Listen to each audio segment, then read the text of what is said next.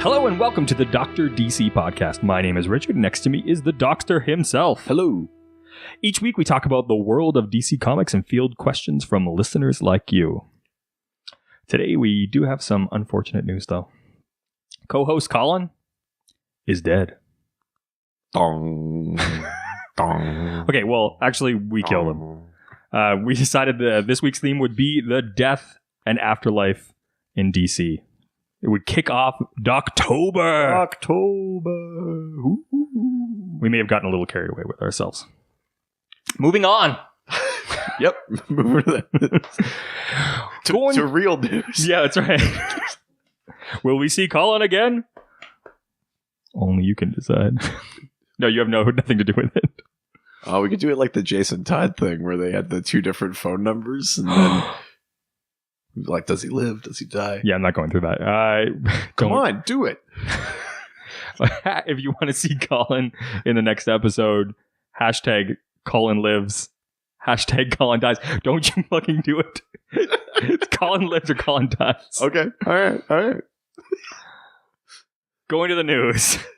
Danny Elfman bringing back John Williams' Superman theme to Justice League. Yeah, that's right. So, how does that go again? God damn it! Sorry, I don't know that I actually am. Isn't it?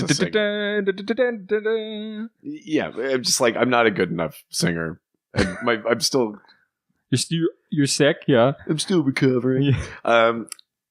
But yeah, so Danny Elfman is taking that original theme song from the Richard Donner Superman from 1978 and is working it into the Justice League score. So this clearly means that Superman's coming back. Well, I mean, yeah. For those of you who weren't sure, Superman will be in Justice League. But there's been a lot of people like kind of upset about this.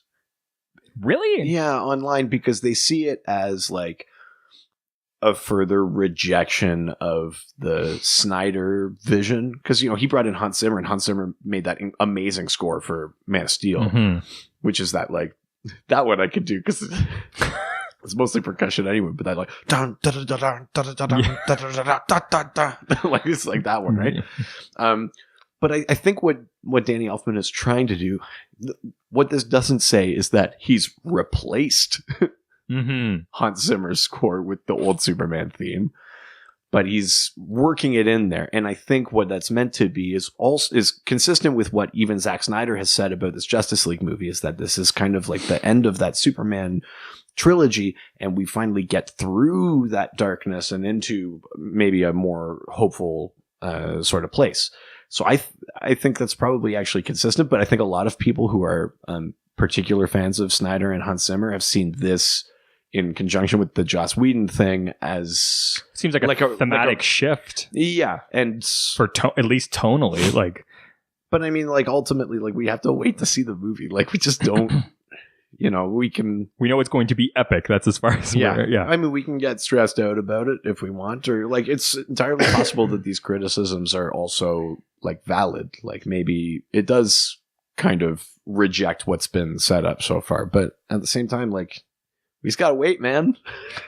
Plus, that's a great score. That original Superman theme is iconic. It's amazing. I could see if like they brought back the like pow and bam when you like the Adam West back. Yeah. I could see some frustration towards that, but I think like having this callback theme is not so bad. It's not bad at all. And frankly, I don't think people would even be that upset if the headline was Danny Elfman is incorporating his own Burton Batman theme into Justice League. I don't think people would even freak out as much about that, but everyone's getting real kind of touchy and edgy about the DCEU Superman. You mean nerds are getting worked up about comic books? I don't understand. I must seem like I'm dead in the world of geekery just because I'm so like difficult to rile. It's true. You're very just like, I hope it's good. I'll go see it. Well, I just like that it's happening at all. The fact, like, if you told me, you have a very Kevin Smith sort of mentality towards comics. I think you have to, though, because especially with just how much news is out there, if you take everything as gospel, or if you take everything super seriously, like it's no way to live. We also grew up in the age of no comic book movies whatsoever. Yeah, even if you just told me like 10 years ago there's going to be a Justice League movie, Aquaman looks badass in it. Like, that alone, yeah. That'd go a long way for you. All right. New illustrated DCEU Steelbooks heading to Best Buy. Yeah, I mean, I don't know what that means. I actually have no idea. Oh, it's just basically like it's new packaging on the DVD Blu-ray, basically, of these different movies. Why is it called Steelbooks? Because they're like metal covers and they're illustrated and shiny and fancy. So is this just for their like straight to DVD animated movies? No, it's for the DCEU. So it's like, do you want Man of Steel with an illustrated fancy shiny cover? Go yes, you do. And it's basically just, it's like in the lead up to Justice League. It's like this isn't more corporate or grosser than what any like other kind of franchise house would do. Like you'll notice when a Marvel movie's about to come out, you start seeing like, oh yeah, Iron Man 2 is like on a rack somewhere. It's just that thing. They just prep you. Do you want like the box set? Do you want like all of this together? Or, like, remember the first time we remade The Mummy? Here's those 3 movies. Like, the problem is like, how many different versions of these can you buy? Well, that's the thing. There are people who will buy every iteration. They'll buy every iteration, or they'll buy the new one and sell the old one. What are you going to do? I already own the Blu-rays. I don't have Blu-rays of everything because for a while I didn't have a Blu-ray player.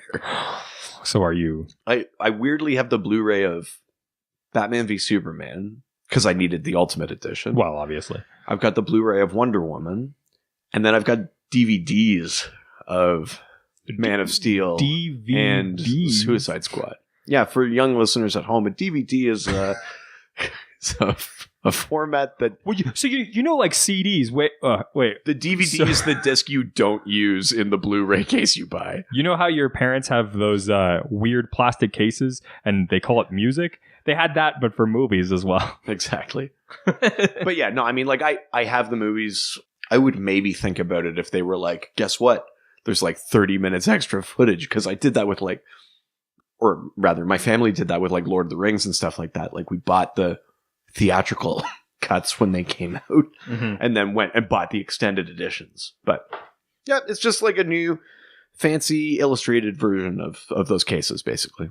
So this actually leads to the next question, which I thought was interesting, was Warner Bros. The term DCE, the term DC Extended Universe isn't actually official. And I've seen a couple things about this over the last probably about week, where they're actually talking about how I think it was a reporter that like created it.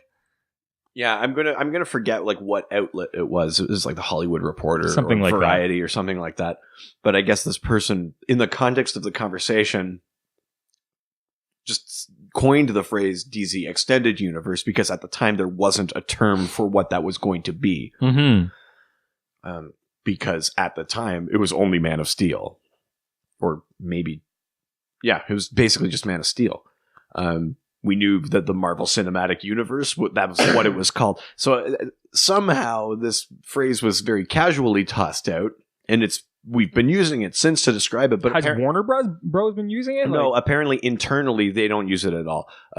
Most of these things haven't said what they describe as their like movie continuity, but apparently internally at Warner Brothers they don't use the term DCEU. They don't call it the Extended Universe or anything like that. That's just like us as fans and in the media and stuff like that. I think that continuity isn't as big of a priority for DC that it seems to be for Marvel.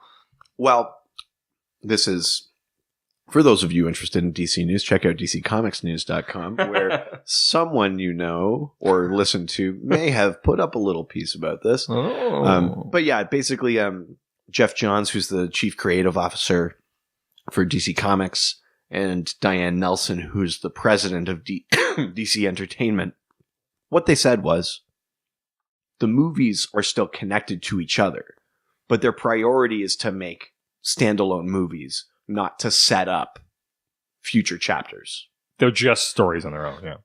So a lot of people took the headlines and didn't read the thing. And it basically, they were like, oh, there's no more continuity. Everything's chaos. Oh, what do we do? Quick to the shelter. And then, but what they really mean is they want the movies to stand on their own. They don't want the Aquaman movie to get like bogged down with like, remember to set up Shazam because that one's next.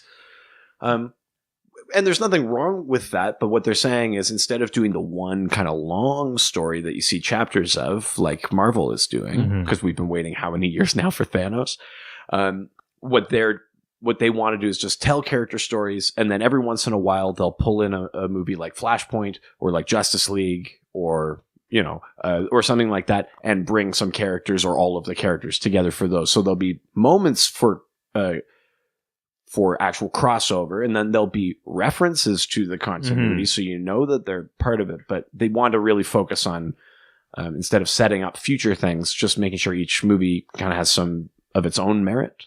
I feel like they're running real fast into the future right now without an actual plan to decipher between them. Because when Star Wars started coming out with these separate films, things like Rogue One, what they decided was if it was not part of the actual series, what they would do is they wouldn't have the scroll at the beginning of it. Right. Yeah, and so there's at least it's all still canon, though. The Star Wars thing, it is canon. Scroll or no scroll, you just go in and this is what happened. Either part of the actual story or it's not. It's not part of the series of films. Like it works within the continuity, sure. But I mean, and like Marvel will have like television, and that's technically still part of a continuity. But my concern is that at a certain point, like the general public might start getting confused because, like, is this part of the continuity or is it not? Is there a way to differentiate? I think their point is though that that's less important than we've been led to believe.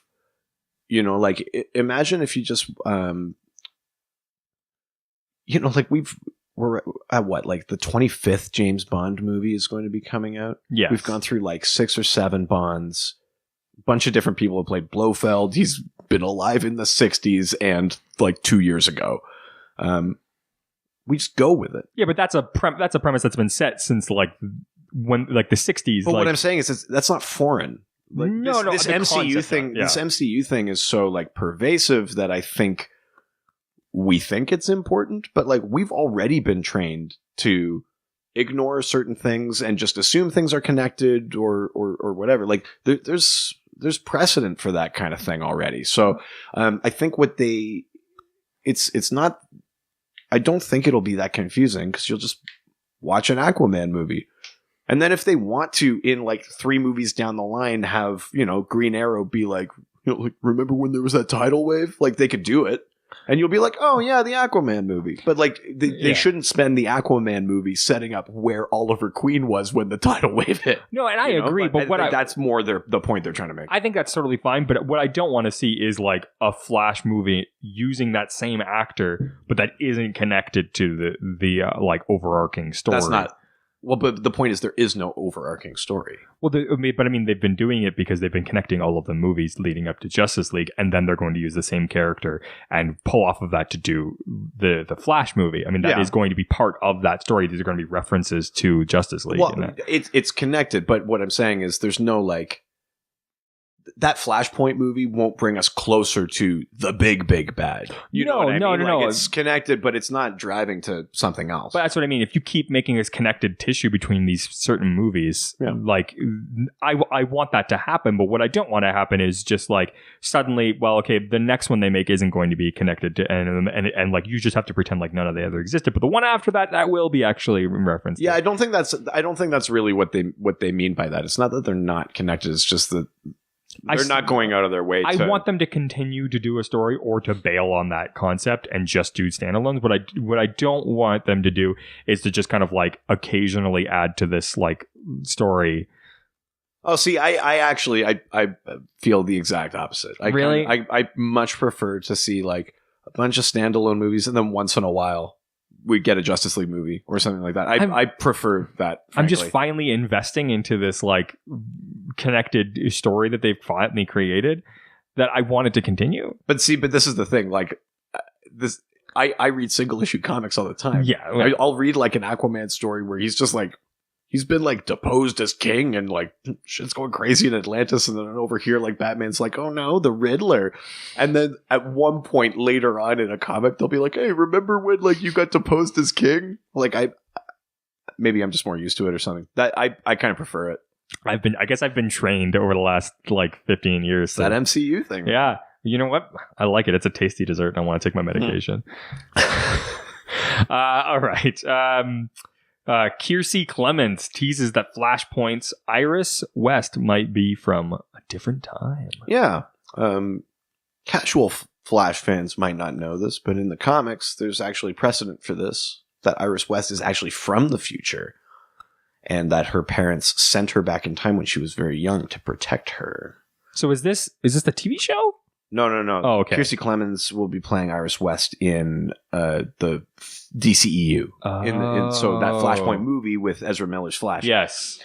So it sounds like from this very, kind of early rumor, they might be going with that idea from the comics that Iris West herself is from the future. She may not actually know that.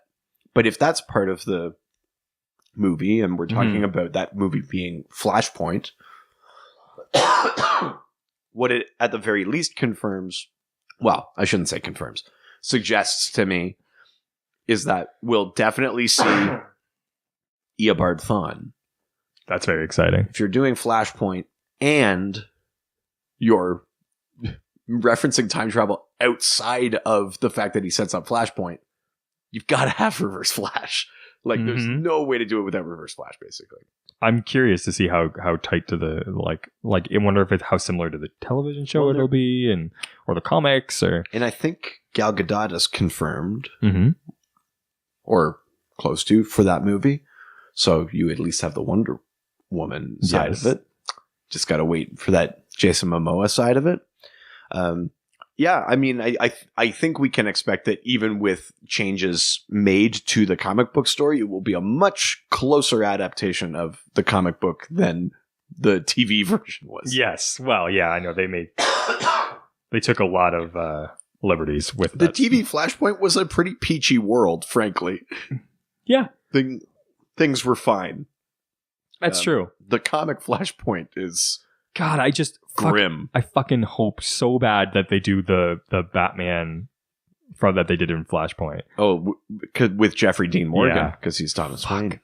I want that so bad. I do too, actually. And R.I.P. Colin wanted it too. You know what? DC execs. Colin's final wish was to make that connection, to make that happen. I really, really hope that happens. Is Iris West like African American in the comic books? Because it's interesting that both iterations have had black women as is and is not in the DCE. Oh God, in the New 52, they did make her African American, and then in Rebirth, so they made her African American, and then Wally West was also black. Yeah, okay, as with the TV show. Yeah. But then when they did Rebirth, they brought back the original Wally West, who's like white kid, and red hair. Yeah. So now there are two Wally Wests, and Iris has been slowly drawn and just the shades getting darker. No, it's getting lighter again. Like they're she's a little like ambiguously weird, diverse right now. I just think they're not sure what to do with it. Hey, I can appreciate being ambiguously diverse. It's all right. You're a little ambiguously diverse. Maybe not quite like that, but yeah, I mean, like she has been black in the comics. I wouldn't want to say that she currently. I really don't know. It's hard to tell because the actual relations, like the familial relations between the original Wally West and the young black Wally West are kind of murky for me too. Like they are related, but I still haven't sorted the actual family tree. Yeah. So I'm not sure where Iris falls in that or what's been changed or if things have been changed. I should probably go back and figure that out. Part of it is that I'm not reading Teen Titans, so I haven't been following Wally all that. Lots been happening with Teen Titans, the man. young Wally. You got to get back on it. I guess, yeah. There's a lot of news that's been going on. I know, it's true. It's true. So, Shazam! Audition tape for Freddy teases Shazam Jr. Confirms Justice League connection. Yeah, so there's a whole lot in that. Well, there's a report that there were some audition tapes that showed that they're casting for the character of Freddie Freeman, who is Shazam Jr. Yes. Captain Marvel Jr. for you purists. And then so that's Billy Batson's friend, who we actually talked about him on the podcast. That's right, yeah. He's the one who gets injured by Captain Nazi, and actually ends up being like Captain Nazi's archenemy. Wow.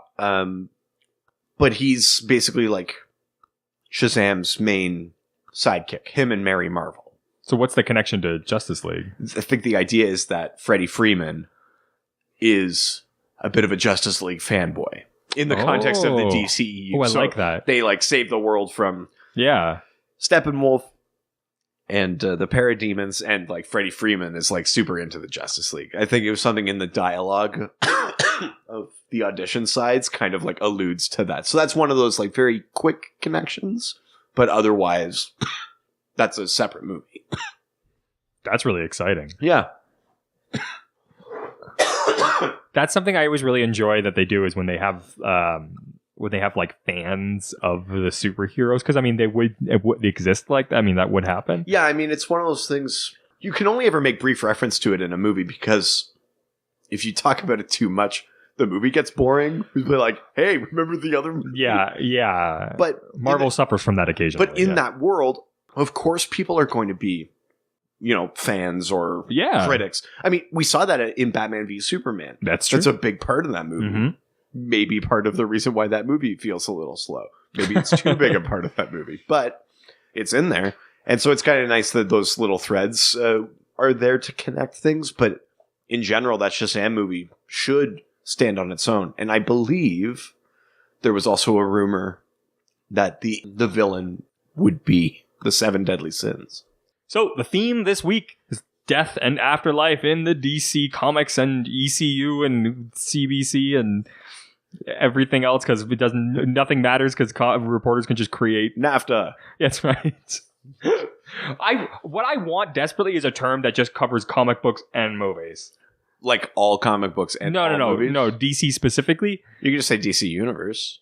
But I look up that and I don't always get information, because it's I find that it's very confusing. I just want one term that I can just be like, because a lot when you start looking up trying to find news for DC, you get a lot of like Washington stuff if you're not specific enough. Oh, that's true too. Yeah. Or if you get too detailed, then you're only getting one part of the information. It's very frustrating. That is, I'll give you that. That's fair. Though the Reddit, the subreddit DC Cinematic Universe is actually wonderful for the movies. Yeah. And the way that they break everything apart based on like, they'll actually like subtitle it news or like rumors or like interesting. It does help sift through things a little bit. Oh, it's wonderful. I really enjoy it. Well done, moderators of the DC Cinematic Universe. Subreddit. All right, so we asked for questions and we got a decent amount and a lot of stuff that I have no idea what people are talking about, so I'm interested to learn more. Yeah, death and the afterlife in DC. Let's do it. So on Twitter, our friend, Mr. Bokelman, Mr. Chad Bokelman, he says there are tons of death in quotations like beings. Where does Nekron rank? What kind of a death god would you categorize him as when God has no power? Right. So, a couple of things in there. So first, that second half of that question where he says, what kind of a death god would you categorize him as when God has no power? Yes. Comes in his tweet, he included panels from Blackest Night where the Spectre tries to take on Nekron. Mm-hmm. And Nekron says, I have no soul. You can't judge me. And with a name like Nekron, he's got to be dead. And pretty much. And he banishes the Spectre. And as we know, Spectre is the spirit of vengeance, of God's vengeance. That's right. So, yeah, what Chad is referring to is that the Spectre, with some of the power of God, couldn't stop Nekron. So what kind of a being is he? There are multiple like incarnations of death. There are multiple beings that kind of are death at any given time. Like at simultaneously? Simultaneously. Oh, okay. There are multiple like kind of gods of death. So I'm going to try my best to parse through it because they're not necessarily like hard and fast delineations. Mm-hmm. I'll go through some other ones first. The Black Racer is one of the new gods. So the same race as Darkseid and Metron and Mr. Miracle and Granny Goodness. The Black Racer is the new god of death and has killed and can kill other new gods. But it's kind of their incarnation of death. The Black Flash is the speedster incarnation of death. Ooh. And effectively the idea is that speedsters can outrace death. So the Speed Force created a being to get them when the time is right. Because they need to be able to die. Because they have to be able to die. And basically the Black Flash will like return you to the Speed Force, basically. Didn't the Flash create the Speed Force? Yes. And then it created a death. The Speed Force, I mean, like, yeah, well, we have to do like a Speed Force episode because it's its own crazy thing, but the Speed Force has its own kind of like consciousness in a way. But sure. The Speed Force basically is also the afterlife for speedsters. So there's, Black Racer, Black Flash. There's Death of the Endless. So for fans of the Sandman series, the Endless are the race of beings that Dream belongs to. There's Dream, Death, Destiny, Desire, Destruction, Despair. Sandman. The Sandman is Dream of the Endless. Okay, and then he's the Dream Lord. And then what's his name? Morpheus is also Dream of the Endless. Okay, see, I'm getting stuff like that. Yeah. There you go. So that death is more like the concept of death. Mm-hmm. She doesn't necessarily have like a specific role in the way that like the Black Flash does. Specifically has like this is the person you're meant to kill. She's kind of death as a concept. She came into existence when the first things died. Which means that like death, like they died and then she came into existence. Which came first? Well, exactly, right? She kind of is death and will usher people to the afterlife and things like that. But is she the thing that kills people? I'm not 100% sure. I think, or do they usher them into afterlife? Well, this is the thing, and I mean, I'll be perfectly honest. That Sandman run is so dense. It's a little bit difficult to parse some of those things out. And is there like a differentiation between like a character who's death and then characters who are reapers? Well, see, and this is I think where I'm leaning on this is that Death of the Endless kind of is death. Yes. Nekron is a little bit death, but is more of a reaper. Even down to like visually, like Nekron carries a scythe. I mean, you don't get much more reaper than that. Which is pretty reapery. Nekron exists in this.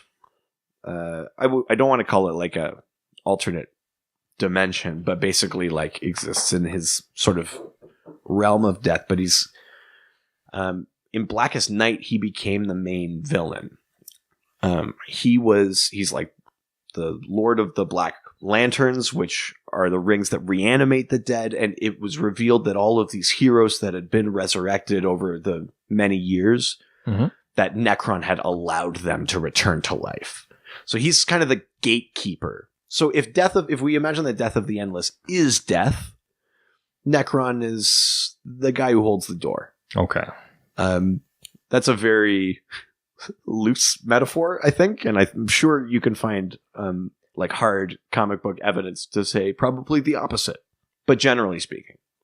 So Nekron is kind of like the gatekeeper of death, and his idea, his plan in Blackest Night was that over the years he's he's allowed all of these heroes to be resurrected, blah, blah, blah, so that he can take them over. In addition to his army of the currently dead, he's able to take control of anyone who's ever been dead. Zombify? Basically. Ooh. He's ultimately defeated when the White Lantern, shows up. Mhm. They get the power of life. But that was kind of his deal. So, Nekron isn't actually like a being in and of himself because he is partly just death, which is why he has no soul to judge, which is why the Spectre can't affect him. Huh? So he, being death incarnate does make him godlike. But he's not, I just wanted to iterate that he's not the only god of death, but one of. Yes. There's kind of like a multitude of gods of death, but he's definitely one of them. I'll bring it back to Supernatural again. Their let's do it. Their handling of death and reapers is superb, and there actually is death in that it was brought in as one of the 4 horsemen of the apocalypse, Right. And then you find out that he's actually much more powerful than everybody else, and he actually does this line at one point where he's just like he'll at some point have to reap God. Oh. Like he's just like, well, who came first? And he's just like, we've been around for so long. I don't know. He's like, but I will eventually have to reap God. Oh, shit. I'm telling you, I'm just going to keep building the case for you to watch this show because it's actually. I mean, I'm fantastic. pretty much convinced at this point. It's just how daunting catching up. Oh on a show that's been on for that long we've taken is. a break. I think we're 8 seasons in at this point. We started watching like a couple months ago, Right. and we've taken a break now because it's just a lot to take in at once. But their handling of like reapers are basically like the hired angels for death, and they reap. Right. But death is responsible for actually killing them, and the reapers bring them to the afterlife. Right. Which I think is really interesting. Just before we move on, I realized I didn't specifically answer the first question. Yes. So where does Nekron rank among these death gods? Again, I'm sure you can find evidence to Do you have contradict to do this. a top David Letterman's top 10 music? Top 10 death Top 10 death gods. But I would think that Nekron is probably like the second most powerful, next to Death of the Endless. So yeah, Death of the Endless at the top, Nekron second, probably the Black Racer after that, and then Black Flash. Of those 4 that I talked about. Yeah, it's like, Paul, play us out. Yeah. Awesome. All right, moving on. So this name seems familiar and yet slightly different. Paladin of the Green. I feel like there might have been Is that a promotion? or a demotion. I'm not sure. He's the holy warrior of the Green now. Yeah. Is it? I'm not sure which direction that is, but yes, it's still our recognizable old friend, Avatar of the Green. Avatar of the Green. Slightly. I need answers. The people deserve to know. That's right. Were you promoted or demoted? Hashtag promotion of the Green.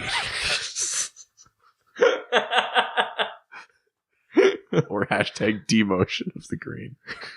So he says, even before they switched to the Vertigo imprint, titles like Sandman, Swamp Thing, and Hellblazer, not Hellraiser, Hellblazer, showed multiple Lords of Hell in the main DCU. Oh, no E in there. See, that's a way to term. Okay, see, that means just comics. DCU. Yeah, no, you're right. Okay. You're right. Especially in the 90s, Neron, is that Neron? Neron is shown as the sole ruler of the underworld. If I remember correctly, has DC ever offered an in-canon delineation between Neron's hell and the other infernal factions? Yeah, that's... Do you want me to help you hold that over your head? Yeah, I mean, that one's tricky. So we've talked a little bit about like some of these realms like heaven and hell. They are multiversal, meaning that each universe has its own heaven and hell. No, well, or one heaven and hell yes for every. There's one heaven and hell for the multiverse, Uh-huh. but If you want to go to our blog, there will be a... There's an article up there where I kind of break down the structure of the multiverse. There's a fancy little drawing, too. It's attached with it. Helps for us visual learners. Yeah, exactly. DrZPodcast.com. Nice. Yeah, that's what I'm here for. Subtle plug. Yeah. So they are multiverse. Now, does that mean when you go to heaven or hell that you see the other versions of you from other Earths that are in heaven and hell? That would be sweet. No, it doesn't. If we're thinking metaphysically, these things are all kind of partitioned off in their own sort of ways. But essentially, there's only one of each. Neron is the Lord of Hell, basically. But does that make him Satan? No, he's not Lucifer. There's a lot of Neron storylines involve like the internal power struggle in hell. There was a relatively recent arc in hard to find good help in Constantine the Hellblazer, where Neron is literally basically trying to like buy soul real estate. He's basically like he's trying to gain control over the resource that is souls so that he can solidify his control and power in hell. Another connection to Supernatural where they do something very, very similar. Oh, really? Whoever the king of hell is the one who owns the most souls. Yes. Yeah. This is basically a similar kind of idea then. Yeah. So Neron, generally speaking, is the one that we see who is most power hungry and arguably has the greatest control over hell. Is he the sole kind of ruler of the underworld? No. Double. He's definitely not the sole ruler of underworlds in general, though, because hell is its own multiversal realm, and then underworld is a different one. And that's where places like Tartarus or Aquaman does not like him. No, I guess he wouldn't. That's give me your Tartarus. Oh. Dentists also don't like him. But yeah, so like those like versions of hell from other religions or other spiritualities are all in that underworld realm, and then specifically hell, like the Judeo-Christian heaven and hell, is its own realm. So Neron is in hell. He has no power over Hades or anything like that. So he is specifically partitioned off in that way. I would say that Lucifer is kind of hands off, but if he ever wanted to, Lucifer's in control. Oh, really? But if you read the Lucifer comics, he kind of goes off and does his own thing. Oh, that's right. That is Lucifer. I forgot. But from that fancy television. But I think it's pretty safe to say that if he ever felt like it and he waltzes in, Neron's got nothing on him. But Neron is kind of famous in comics for being a very sort of proactive Lord of Hell. Like, there's a whole bunch of arcs where Neron offers heroes and villains whatever they want in exchange for their soul. He does some terrible things, but he's got some great ideas. He's really the Hitler. Do you know what, though? They made this sort of Neron Hitler Trump comparison, because that's what that arc about him sort of buying up soul real estate, and he has this big like bouffant like, oh my god, really? It's like they really leaned into it. I wish I could remember. I think it's Constantine the Hellblazer. I think that's where that arc is. It's really good. Kept talking about making a wall between like heaven and heaven's going to pay for it. Yeah, exactly. Yeah. But yeah, so Neron's kind of famous for that. There's a bunch of heroes and villains that gained extra powers, or people that used to rely on tech and then got powers. Batman? Got them from Neron in exchange for their souls. So he does have a fair amount of power in terms of the DC universe. But yeah, I mean, ultimately, he only controls his own hell. And even there, I think his power is kind of shaky. Interesting. Has he ever tried to give power to Batman? Batman. Ooh. Has he offered Batman? Because that's something I was wondering. If Batman had the opportunity to have powers, would he take it? Well, probably. And Batman has briefly had powers of different kinds, and it's almost always gone poorly. There's a story where he takes venom, like the steroid that Bane uses. Oh.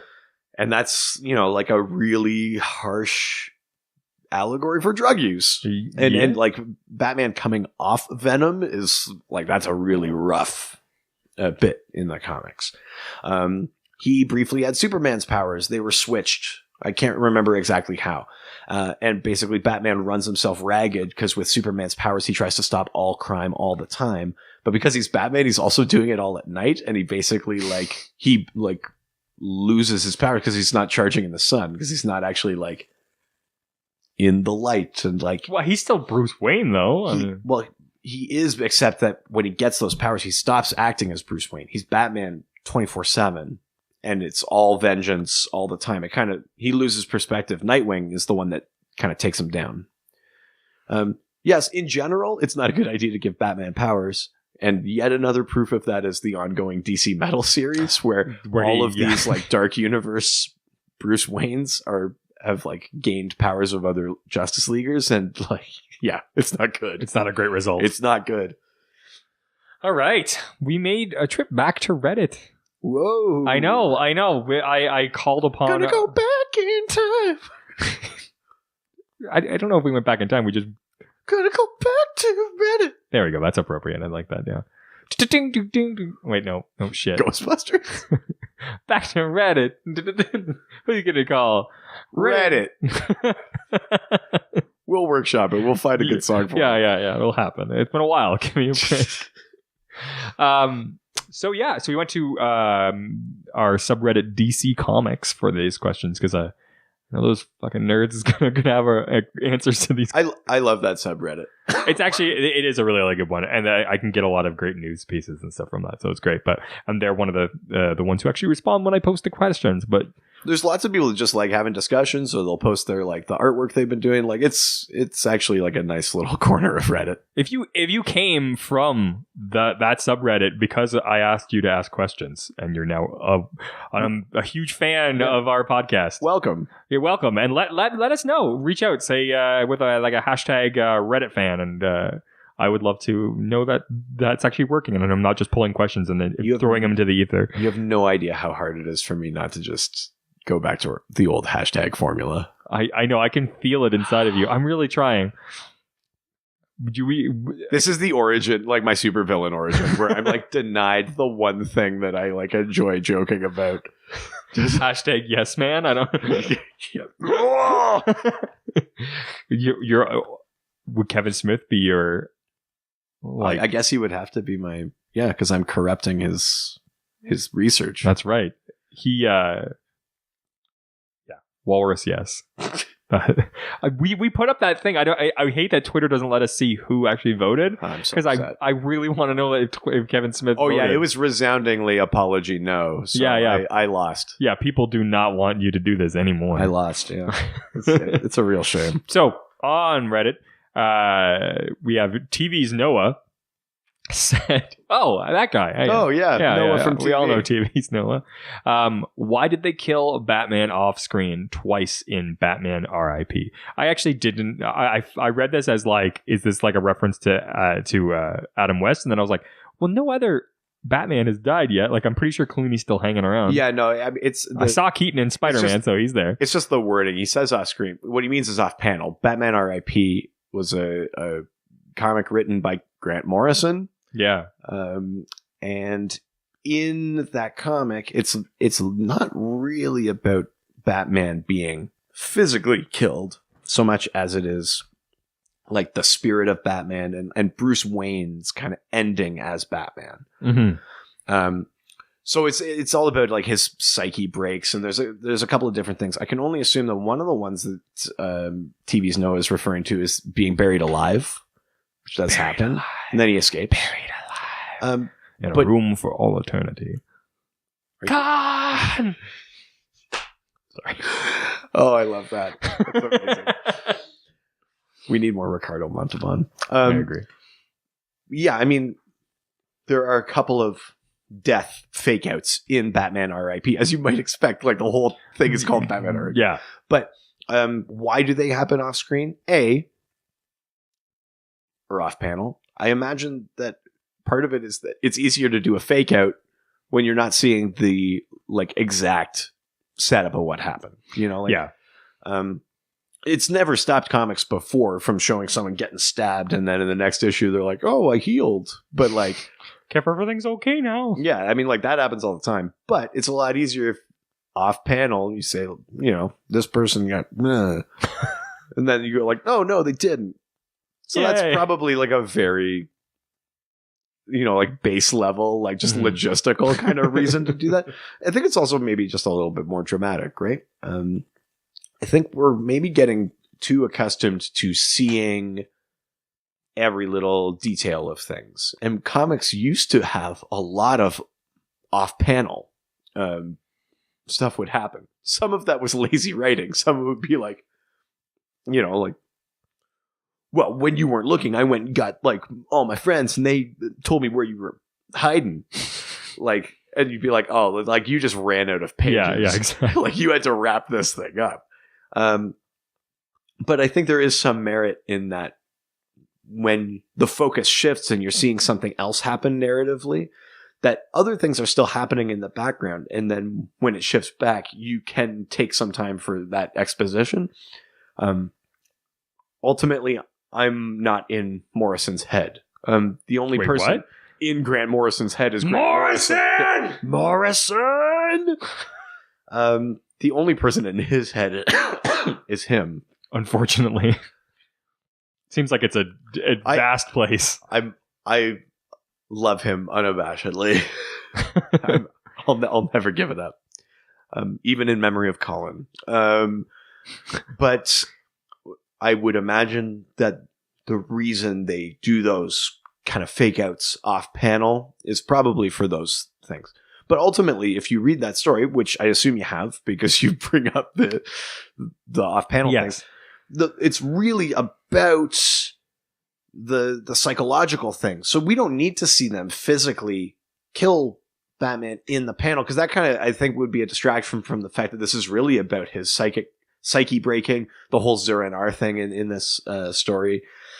So I think maybe dramatically it makes more sense to keep the focus on what's happening inside his mind as opposed to like physically happening to him. I think you answered that question. You should need to die for a second. I just coughed up a scorpion. So this next one, actually, I mean, it isn't really a question, but I'm sure we can pull something from it. Sure. J. Garrick Flash. Wow, just putting it all out there. Yeah. If you look up the map of the multiverse, heaven, hell, and purgatory all exist in the DCU. If you read Kevin Smith's Green Arrow run, it shows that Jason Todd, Oliver Queen, and Hal Jordan went to heaven when they died. That's what he wrote. End of statement. Yeah, end of statement. Yeah. Yeah, so that's absolutely true. And we've already talked about this a little bit. So when I'm talking about heaven and hell as multiversal realms, that's also what J. Garrick Flash here is referencing. Various heroes, when they've died, have gone to heaven or hell. But when they get resurrected, their souls are brought back from those places. Maybe I'll talk a little bit about... Have you read any of Kevin Smith's series? I have, yeah. Oliver Queen's soul gets... So he dies in a plane explosion because he's trapped in this like double dead man switch, and the other person lets go. And if he lets go, this bomb will explode and people will die. Superman tries to save him, says like, I can get you out of here without your hand coming off the switch. And Arrow realizes he means he's going to like cut off his arm, which if you're the Green Arrow, that's kind of horrible. It's death. And Anyways. so he just lets go of the switch and explodes before the plane reaches Metropolis. Couldn't Superman have just then like cocooned himself over top of him? Well, no, because then he would have been like his arm Green Arrow's arms and think Green Arrow's on the bomb. If Superman concludes himself over it, he's just containing Green Arrow with the bomb. You know what I mean? Yeah, I guess that's true. For the purposes of saving Green Arrow, there's very little that Superman could do other than take his arm off. At least the way the story sets it up. His soul is brought back, though, because of Parallax, which was Hal Jordan when he turns evil. They were good friends. They had a long run of comics together, actually. And then, Parallax brings Oliver Queen back from the dead. There's a brief time where there's an Oliver Queen who's back without a soul, and then properly Oliver Queen gets resurrected.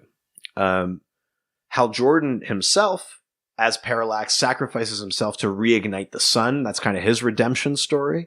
And then his soul becomes the host of the Spectre for a bit. Hal Jordan is the Spectre through the 90s and early 2000s. And then eventually he is resurrected in Green Lantern Rebirth. Jason Todd, of course, was killed by the Joker. That's right. And then his resurrection is a little murkier because, at least for a while, the cause of it was Superboy Prime punching the wall of reality so hard that it retconned a bunch of things. It's literally referred to as the retcon punch. Wow. Superboy Prime punched reality so hard that things changed. And that was partly what happened there. I'm surprised there's not any inclusion of that water thing that Ra's al Ghul uses. The Lazarus Pit? Yeah. There are versions of that story that include the Lazarus Pit. My wife wanted me to bring it up, so that's just my drop. Ra's al Ghul. That's right. Shout out. Ra's al Ghul, yeah. Lazarus Pits. Yeah, so Lazarus Pits can bring you back, but we've even seen on the DC TV shows that if the soul isn't brought back, it's just like a husk. So they do it to White Canary, and Constantine and the Arrow team have to go into the soul realm to get Sarah Lance's soul to bring her back to make her whole again. So even in DC TV, they do kind of touch on that idea that when you die, there is a soul in the DC universe, and it does go somewhere, and it's not just a matter of a physical resurrection. You actually have to unite those things together. Huh? Yeah. Fancy. We turned that statement into a real question. Goddamn right we did. Woo! Yeah. You can't fucking beat best us, Reddit. Yay! Unless you're now a fan. Then yay! Gilligan 4. Gilligan? Morris?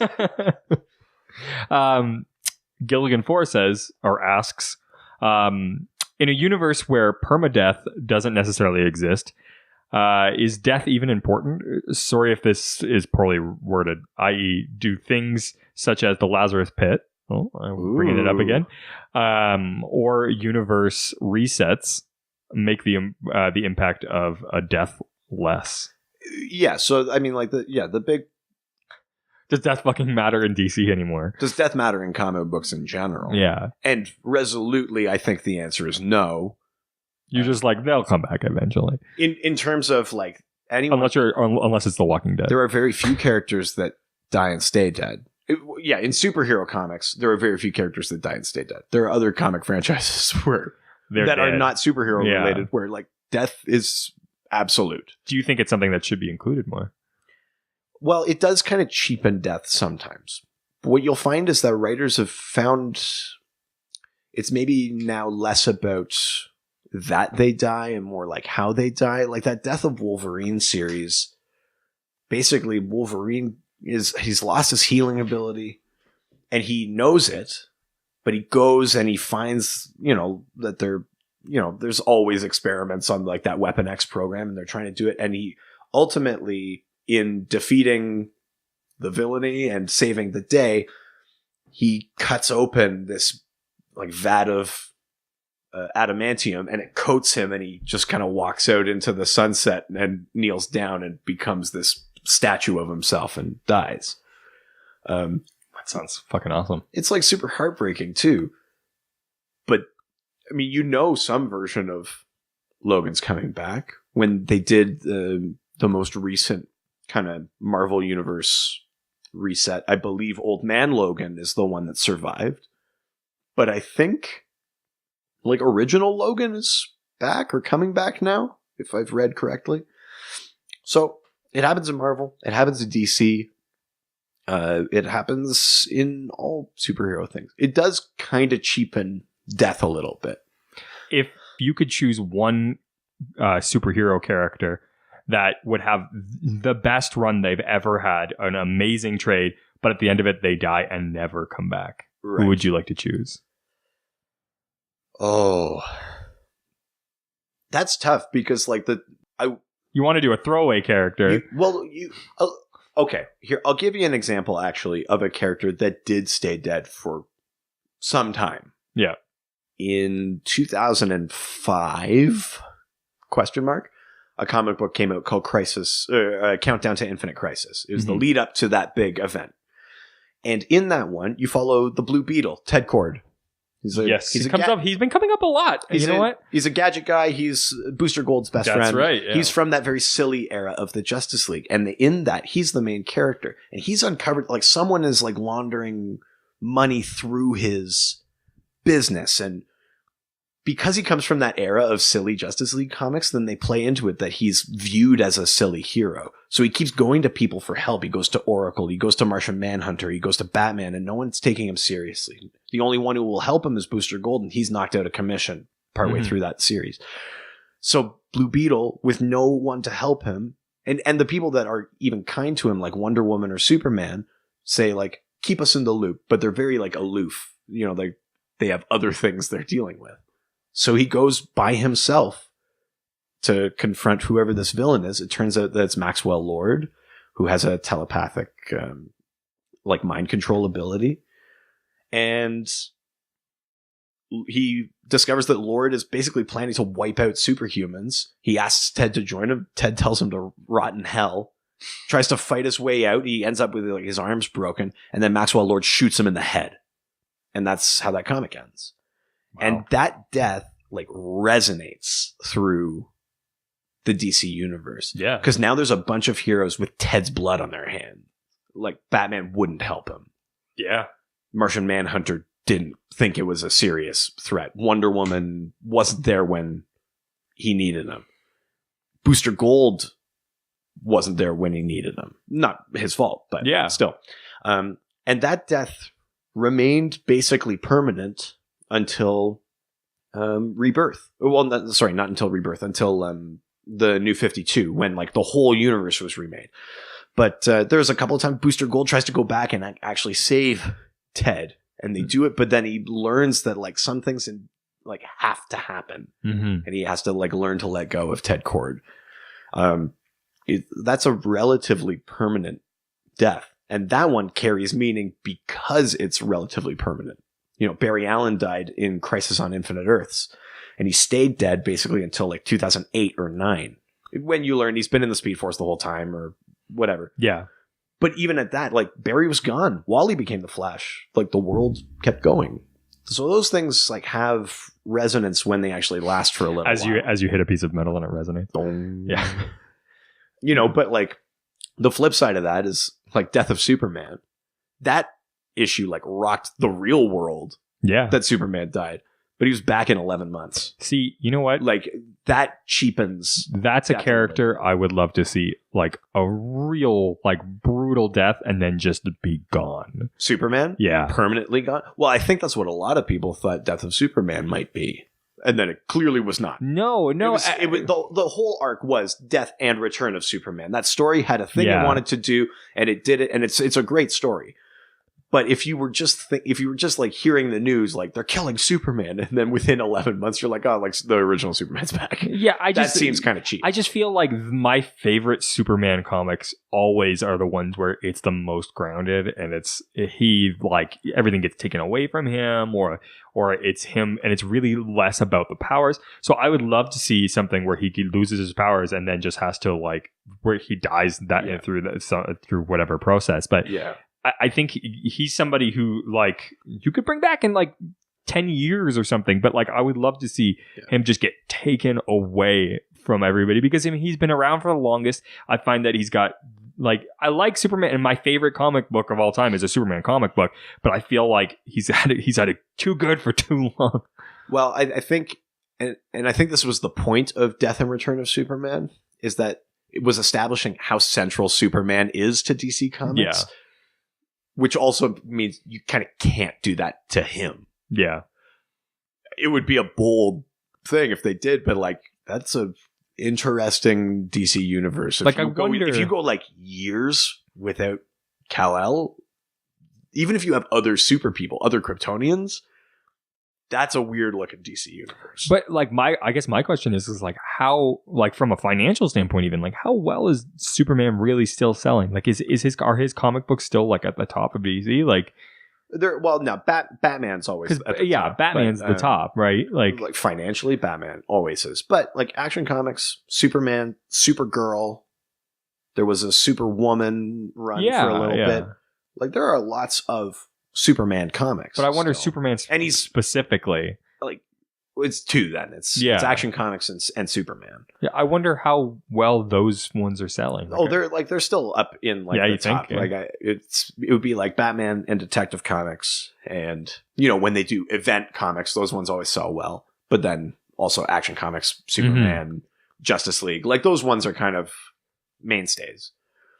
So to your question a little bit, who would I kill? Oh. Because a lot of the good ones have already been killed in like really great. Oh, do I have to pick one that hasn't been killed? No, I just mean that like if you want to have like, if you're going to get like one trade out of it and it's this like amazing story, right, and at the end of it they have to die. I mean, that's kind of already happened for a lot of the Robins. They have to die and then they're just gone. Oh, God. Do you want to say Aquaman? No, actually, I was for the emotional. Yeah. Like resonance and how much of a void I think it would leave. Martian Manhunter. Oh, that would be a good one. Less so in recent years because he's kind of been marginalized a little bit. Yeah. But for so long, he's so much like attached to people. He's now, considered like the heart and soul of the Justice League. Too, because he is telepathic and he has been sort of on this journey of like becoming human. He adopted a home world. He's like the opposite of Superman.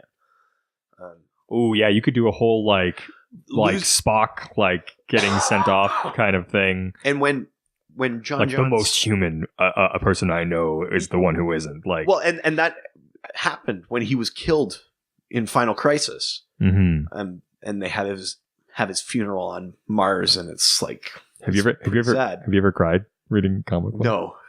I know it sounds like it right now. It's just me holding down coughs. It sounds like I'm getting myself choked up at my like, and then John. But I think, if you wanted to like really feel like a gap, without necessarily like quote unquote hurting the bottom line and like killing Superman, I think it's Martian Manhunter. I think that's the one. I don't want that to happen because I love that character, but if you were going to do it, that would be one. Because if you think of how you could write a story about someone who can telepathically connect themselves to all of humanity, and then over the course of that, whatever that sacrifice is or whatever that, it's so much more meaningful. That looks like, like he's some man that lost his entire world, but unlike Superman, he was alive to see it. That's right. He lost. Well, he was like conscious because Superman was alive. He just was a baby. Well, yeah, but he was an adult. Like he lost his wife and child. It was his brother's fault. His half brother's fault. I've seen a lot of parallels with Spock here. I'm just saying. I don't think. Yeah, Cyborg didn't do that, but Cyborg's not a great character. But I think it would be that. Just the last thing I'll say on this note is that even though death is kind of cheapened because of how frequently people are resurrected, the way around that is, what does the resurrection do to them? Mm-hmm.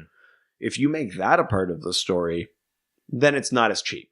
Again. Then it's not just like, and I'm back. If there's like some like, why would you bring my soul back? Like, I was finally at peace. Like, if there's like something like that, or if it's, in the case of Jason Todd, he comes back and he's kind of like unhinged and he's a villain. And then it's about him being brought back into like the hero fold. Like, that's a really interesting arc. Jason Todd's probably got the best one of those. Or, you know, even Hal Jordan, you know, he was dead and dealing with the fact that he had gone evil and then was brought back to life and people hadn't forgiven him for having gone evil. And he was like constantly dealing with that. Like, see, that makes those things less cheap, I think. You know what? Is this more supernatural stuff? Colin's dead, so I'm going to just take over. They do it in Supernatural, and it's wonderful. They like bring people back, and sometimes, like one of the times, they didn't bring back all of him. The soul wasn't brought back. Right. And so you deal with this like character who doesn't have a soul and is able to make decisions like just purely based on logic. Oh, and no. So, and then they want to bring his soul back, but this like soulless person, why would they want their soul back? Because when they start describing of what the soul means to them, it's like, well, it's so you can feel pain and remorse and God. And they're just like, why would we want? So now now the person you want to have a soul doesn't want to have a soul back. Yeah, see that's what I mean. That kind of storytelling, I think, takes away from the cheapness of dying and coming back to life. I'm gonna get you watching it. I told you've already sold me on I know. it. Just like there's like 13 seasons, man. I know, but it's over now. There's one more season and then it's done. All right. May as well just do it. Get on it. I also have it all on hard drives. The files are in the computer. In the computer. Oh, we're getting some emails. I love the fact that we get emails. I love that people are going to the website using the form. That's awesome. It makes me so as the webmaster also for Dr. DC. There's a place in my heart that just gets warm when I see that people are actually using the form that I created. It's wonderful. You guys are great. Great listeners. You're the best. And Colin's not here to say anything otherwise. That's right. That's it. That's another reason why we killed him. K-Cross 202 for life. Little did we know. I stood by what I said. That's right. So we got an email from Lauren Gimble. I love that. Also, that there's a lot. We had a lot of females emailing and sending in questions, and I think for like what is the stereotype of comic book nerds is that there tend to be boys. Yeah, I mean statistically that hasn't been true for quite some time. I know, but that is still what people consider, I think. I was about to say I am a yes. white male comic book nerd. We are the loudest. Yes. Part of that. Testosterone tends to do that, yeah. You know, we're the ones that are like, this is how much I love them. But yes. I'm like, I'm going to make a podcast. Yet the fairer gender, I think, is a little bit above that. But like women are like a much larger part of that fandom now and have been for quite some time. So thank you, ladies. Dr. DC female fans. I feel like we tried to get you guys to come to call yourself out in previous episodes, and maybe that's not the best approach, but we appreciate you. We're glad you're around. So Lauren Gimble says, Dr. DC, what is the saddest death in DC Comics? Oh, see, look, this is harkening back to the last question. Yeah. Obviously, this is subjective, but I want to know. Okay. Well, two of the ones that I just mentioned, I consider to be among the saddest. So Martian Manhunter being killed in Final Crisis. Mm-hmm. Because it's the last word he says is his wife's name. And it just happened to be Martha? It's Maria. Oh. It's an M name. So now we just need everyone's name is Martha. That's what we slowly start picking up. If you have a significant other, they need to be named Martha. Martha. Yeah. But I'm gay. It's Martha. Just everyone's name is Martha. That one definitely. Martian Manhunter in Final Crisis. Also Ted Kord in Countdown to Infinite Crisis. That's an extremely sad death. In Infinite Crisis, the death of Con-El of Superboy is also pretty sad. Superboy Prime kills him. I would say the saddest one. I'm gonna give two answers with different like meanings for the word sad. Okay. Like sad. Yeah. One is like sad, like sadness, like making me tear up, and one is sad, like lame. Very sad. Sad. Yeah. So.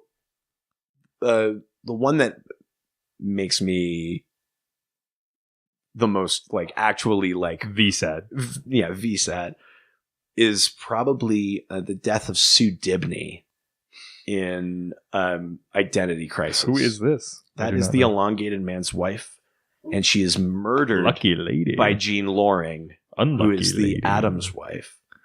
And she's and her murder is like kind of an accident. Like Jean Loring just means to like hurt her, but she steals the Adam's suit and like gives her an aneurysm and then freaks out and then like torches the body. Ooh.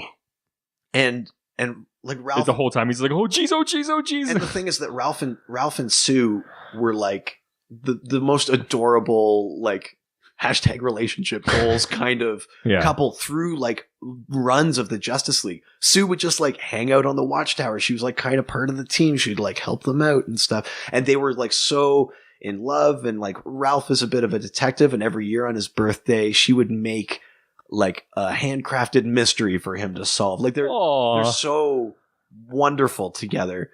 And she's killed so callously. Mm-hmm. And as such like so like she's a third party to it. Like Jean didn't kill her because she was mad at Sue. Jean like went just to hurt her so that the elongated man would be worried about her, so that all the Justice Leaguers would worry about their significant others, so that the Atom would go back to her. Wow. Like the fact that Sue died and then she like flamethrowers, like stuff like that, like for nothing. For no reason. That makes me that's brutal. So sad. That one's hard to read. I mean, that book gets hard to read for other reasons deeper into it. Mm-hmm. But that like actual moment I find difficult.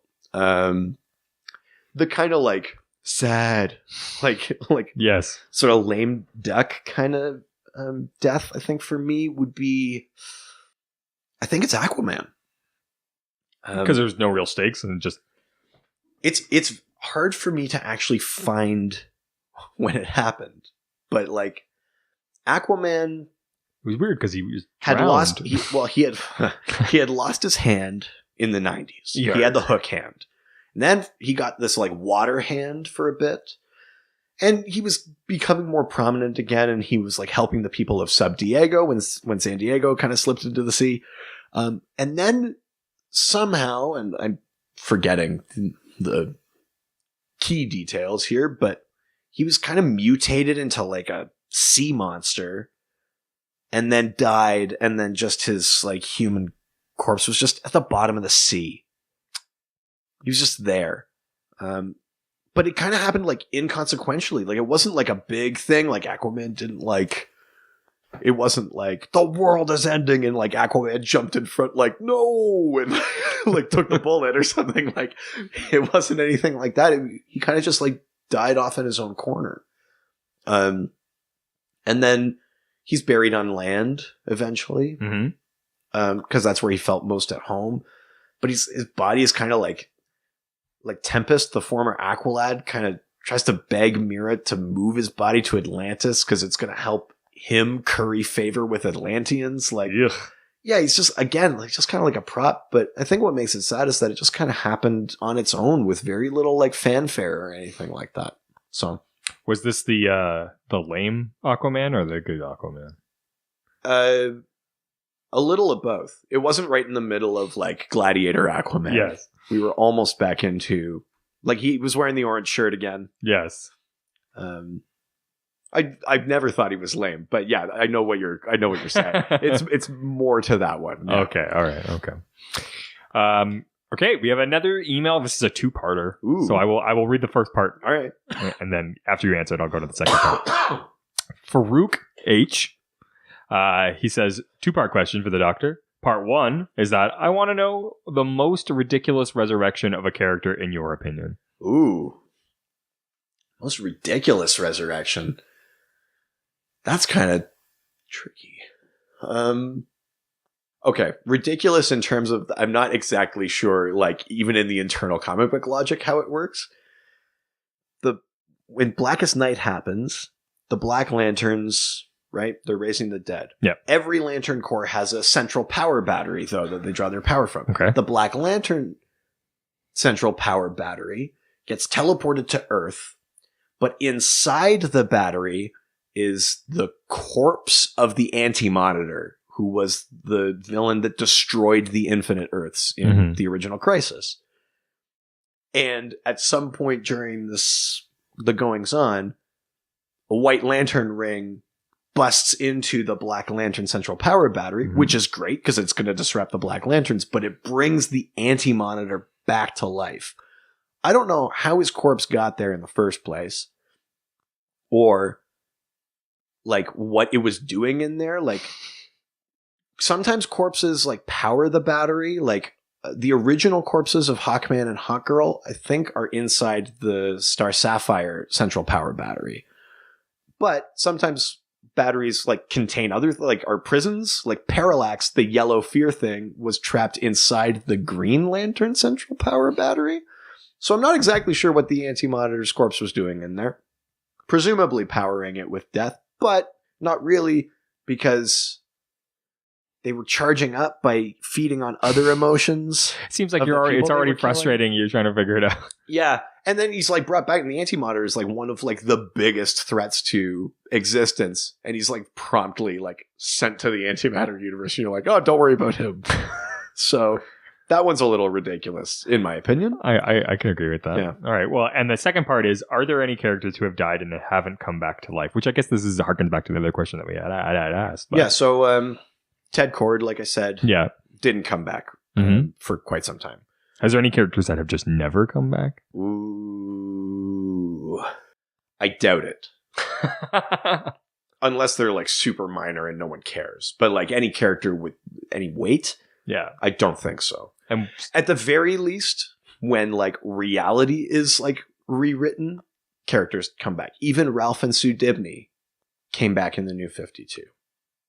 They remained dead. Even when people got resurrected after Blackest Night, they stayed dead. Wow. Same with Ted Kord. And same with Vic Sage, like the original Question, stuff like that. But yeah, the New 52, the post-Flashpoint thing brought a bunch of people back. Barry was dead for a long time, quote unquote, but ended up just being, he came back from the Speed Force. I don't think anyone of any like real consequence has. No, I can think of one.